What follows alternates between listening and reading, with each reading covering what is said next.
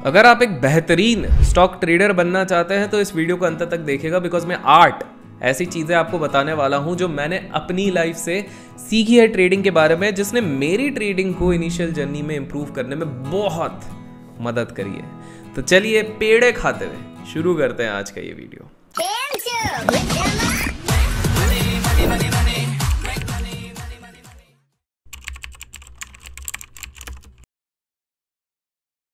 जो सबसे पहली चीज़ जिसने मेरे गेम को थोड़ा सा चेंज किया, डिफाइन किया, इम्प्रूव किया, उसे कहते हैं होमवर्क करना। जी हाँ, हम में से अक्सर काफ़ी सारे लोग इस पार्ट को अंडर एस्टिमेट करते हैं और आप में से काफ़ी सारे लोगों के दिमाग में ये सवाल उठते होगा। चक्षु खोल देता हूँ, डोंट वरी।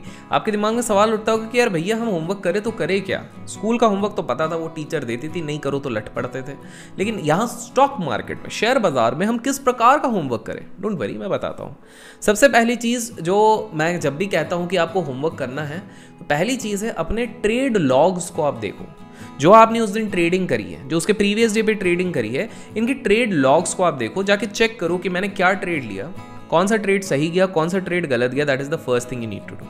आपको ये देखना है कि अगर मैंने इस ट्रेड को थोड़ा और समय होल्ड किया होता तो क्या कंक्लूजन निकलता, क्या मैं और ज़्यादा पैसा बना पाता, क्या मैंने अपने स्टॉप लॉस, अपने सिस्टम, अपने टारगेट को अच्छे से फॉलो किया है, क्या मार्केट में आज कोई ऐसी हलचल हुई है जो कि मेरे रीच के अगेंस्ट था, बट अगर इस तरह का भी कोई मूवमेंट कल को या फ्यूचर में आता तो क्या मैं उसको हैंडल कर पाऊंगा, क्या मैंने आज उसको अच्छे से हैंडल किया। तो पहली चीज़ तो आपको आपके ट्रेड लॉग्स देखनी है। दूसरी चीज़ जो आपको करनी है वो आपकी वॉच लिस्ट आपको प्रिपेयर करके रखनी है फॉर द नेक्स्ट डे।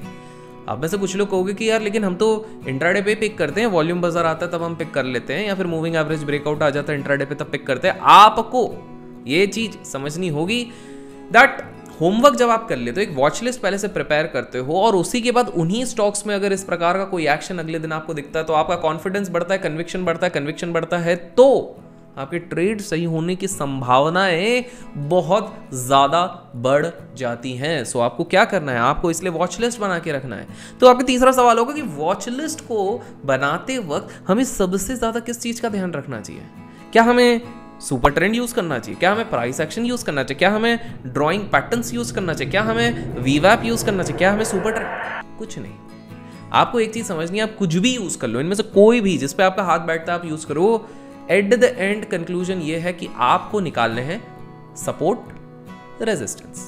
ये दो चीज के ऊपर ही पूरा शेयर मार्केट का गेम, स्पेसिफिकली अगर आप टेक्निकल एनालिसिस की बात करते हैं, इन्हीं दो चीजों पे निर्भर करता है।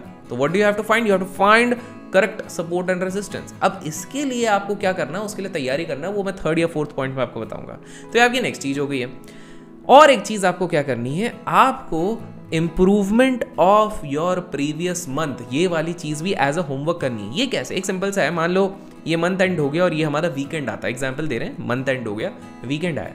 इस वीकेंड में आप पार्टी तो करोगे, लड़की ब्यूटीफुल कर गई, चुल पे डांस तो करोगे, लेकिन इसके साथ साथ आप बिकॉज अपने ट्रेडिंग को लेकर सीरियस है, आप पूरे महीने भर का अपना बैक ऑफिस पे जाके खोल के देखिए आपने क्या ट्रेड किया, क्या किया, आपका ROI कितना निकला, आपने कैपिटल कितना डिप्लॉय किया था, कितने कर्जे में हो, कितना सही है, गलत है तो कितने गलत है, क्या क्या गलती करी है, उसका एक प्रॉपर नोट्स निकालो और उसको थोड़ा रिवाइज करो कि हम इस लेवल को कैसे इंप्रूव कर सकते हैं।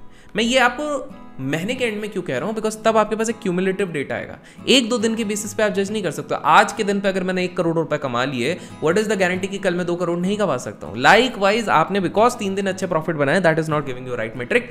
पूरे मंथ का कंसोलिडेशन में देखिए कि क्या हुआ था। अच्छा मार्केट गिरा था तब ये हुआ था, ऊपर गया था। आपको इससे अपने बारे में भी समझ में आएगा, whether you are good in long, good in short, ये सारी चीजें आपको समझ में आएंगी। और आप लोगों को प्रोत्साहित करने के लिए ना यार, आप ये मेरे तरफ से, किसी ब्रांड की तरफ से नहीं है, मैं अपने तरफ से दूंगा। किसी भी 2 जो सबसे बढ़िया आंसर देंगे, अगर आप लोग ऑलरेडी होमवर्क करते हो तो आप उस होमवर्क में क्या करते हो वो कमेंट्स में ज़रूर बताओ। एलैबोरेटेड आंसर किसी भी 2 विनर को मंथ एंड में मैं 1000 रुपीज़ का अमेजॉन वाउचर मेरे तरफ से दूंगा। ये मैं इसलिए नहीं दे रहा हूँ, कोई बहुत बड़ा गिफ्ट नहीं है, बट ये मैं इसलिए दे रहा हूँ क्योंकि मैं एनकरेजमेंट देना चाहता हूँ। अगर वो एक स्टूडेंट भी है, एक ओल्ड पर्सन भी है, अगर वो इस प्रकार का होमवर्क कर रहा है तो I just want to give this sort of encouragement to all those people. तो ये मेरा एक सजेशन है। तीसरी चीज़ जो बहुत ज़्यादा हेल्प करी थी वो है किताबें, बुक्स। पीछे भी देख सकते हो, घर में मेरी 3 लाइब्रेरी हैं।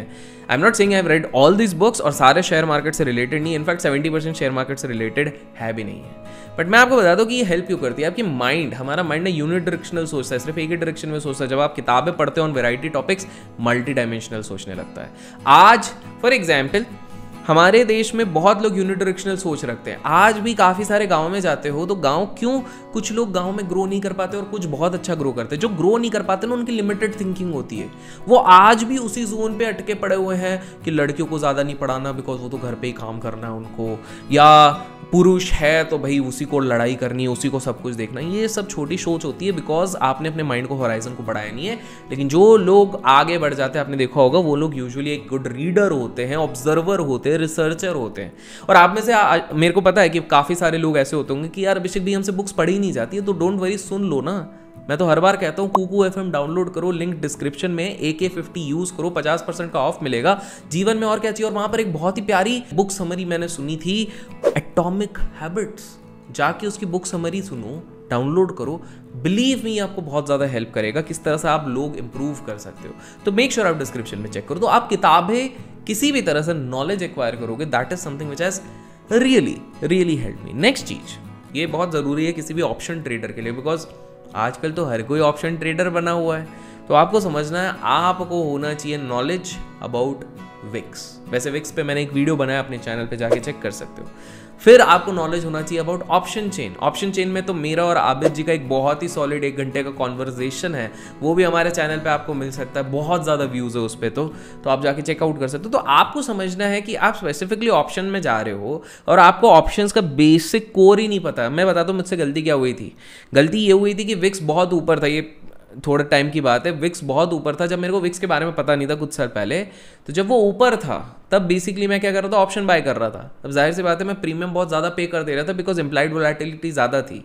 ये समझने में मेरे को बड़ा लेट हो गया कि अच्छा ऐसा विक्स जैसा भी कुछ है, ऑप्शन सब डायरेक्टली ट्रेड ऐसा करोगे तो लुट जाओगे, बर्बाद हो जाओगे, पैसे खत्म हो जाएंगे। तो आपको basic concept of anything, like wise अगर आप इन्वेस्टिंग पे जा रहे हो और आपको ये नहीं पता कि भैया बैलेंस शीट क्या होती है, कैश फ्लो स्टेटमेंट क्या होता है, पी रेशो, इस पर भी अपन ने एक प्लेलिस्ट बना के रखी हुई है फंडामेंटल सीरीज पे। तो अगर आपको ये सारी चीज़ें नहीं पता तो भाई साहब आप पैसे कैसे कमाओगे, आपको बेसिक क्लियर नहीं है। तो यही चीज़ मुझे भी समझनी पड़ी कि Abhishek, through any source, it could be books, it could be meeting people, it could be learning from someone by paying them, कोई भी हो, लेकिन ये सीखना तो बहुत बहुत बहुत ज़रूरी है। और जब मैंने वो चीज़ सीखी तो that definitely help me out. और एक चीज़ जो मुझे एक बहुत ज़्यादा हेल्प करी, जो मैंने आज से 5-6 साल पहले ही डिसाइड कर लिया था, not listening to any market expert during market hours. Market hours के बीच में किसी भी एक्सपर्ट को नहीं सुनना, नहीं, कतई नहीं सुनना, हमको सुनना ही नहीं। अब आपको ये बता दूं, मैं ये नहीं कह रहा हूँ बिल्कुल मत सुनो, मैंने क्या बोला, विद इन मार्केट आवर्स नहीं सुनना है। क्या होता है, मैंने अगर अपना एक एजम्पशन बनाया कि अभिषेक आज मैं XYZ स्टॉक लूंगा, उसके बाद कोई मार्केट एक्सपर्ट आके बोलता है ये XYZ स्टॉक बेचना है, वही स्टॉक जो मैं लेने की सोच रहा हूँ, even if I am very confident, मेरा माइंड थोड़ा हिल जाता है और उसके बाद मैं वो नहीं लेता और बाद में मैं देखता हूँ अरे यार मैं सही था, मैंने क्यों इसके बारे में सुन लिया। बट यही चीज़ रिपीट होती है बिकॉज सबकॉन्शियसली हम इन्फ्लुएंस्ड हो जाते हैं सारे ओपिनियन से। तो आपको अगर सुनना भी है ना, आप मार्केट आवर्स के बाद सुनो, या अगर मार्केट आवर्स में भी सुनना है तो आपकी ट्रेड कंप्लीट करने के बाद सुनो, बिकॉज आप इन्फ्लुएंस जरूर हो जाओगे। मैं अपना एग्जांपल देता हूँ, 2020 का जो वो फॉल आया था उस समय पे विजय केडिया सर बोल रहे हैं कि भाई मार्केट पैनिक में आप लोग पैसा निकाल लो। मोतीलाल ओसवाल के हमारे क्या नाम है, रामदेव सर भी बोल रहे हैं कि थोड़ा माहौल ऐसा गर्म है, मैंने भी आज तक नहीं देखा। मोनीश पाबराय सर कैश पे बैठे, वॉरेन बफेट, कहीं ना कहीं मैं भी थोड़ा इन्फ्लुएंस हो गया, वरना 30% से ज़्यादा डिप्लॉय कर देता, नहीं कर पाया यार।